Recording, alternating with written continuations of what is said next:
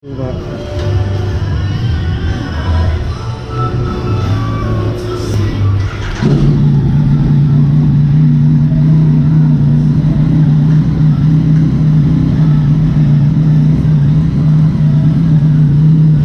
good morning guys.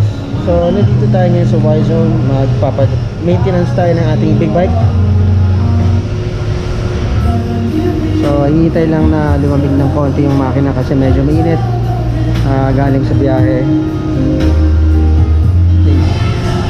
Yun yung para sa exhaust. Kinakabit sa tip ng exhaust para sa labas mapunta yung buga ng tambucho. So they have a very nice place. Thumbs up for the place. By the way, this is my first time to have my bike checked here in Y-Zone.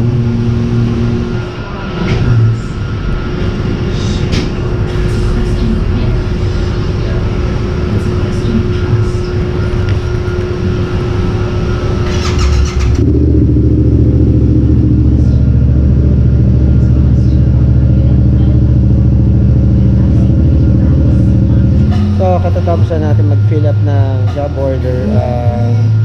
Ilagay natin yung chassis number, body number, kung ano pang details na meron yung big bike natin.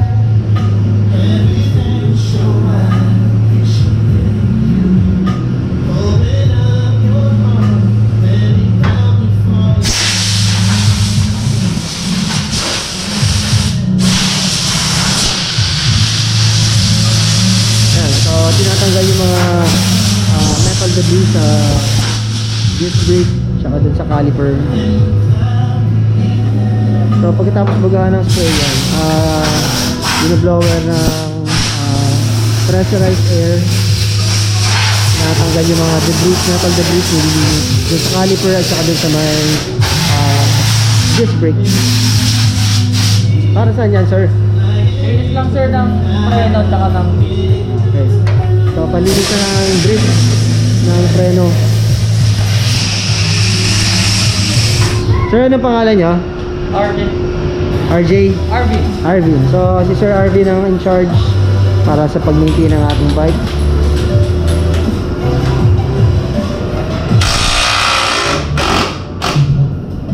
So, i-adjust na rin yung tension ng ating chain kasi medyo may slack na siya.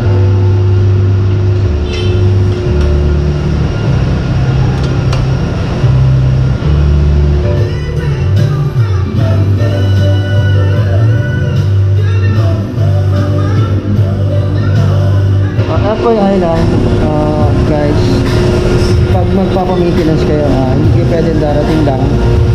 Kailangan magpapaschedule kayo, tatawag kayo or via Facebook mag-message kayo. So may nagre-reply naman kagad, papalitan na natin na lang.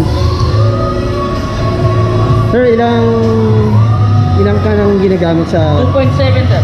2.7 liters? 2.7 liters pagkapalit ng oil filter. Okay. So napakaganda magpa-check dito sa Y-Zone. Thoroughly check pati yung mga maliliit na details. Chine-check ni Sir Arvin. Thank you Sir Arvin. Even the tire pressure are being checked. Nadagdagan kung kulang or babawasan kung sobrang dami ng hangin. So ayan guys, tapos na tayo magbayad sa cashier. Lalabas na tayo. Nakuha na natin yung ating resibo. Medyo madugo. So yun lang guys. Ay baba na yung bike natin. Tapos na ma-change oil, ma-service. So maya maya lang lalabas na tayo. So merong mga bagong bikes na dumating sa service. Mas bagong MT-09, the new model, and then the old version of MT-09. Para sa akin mas maganda yung forma ng ng luma.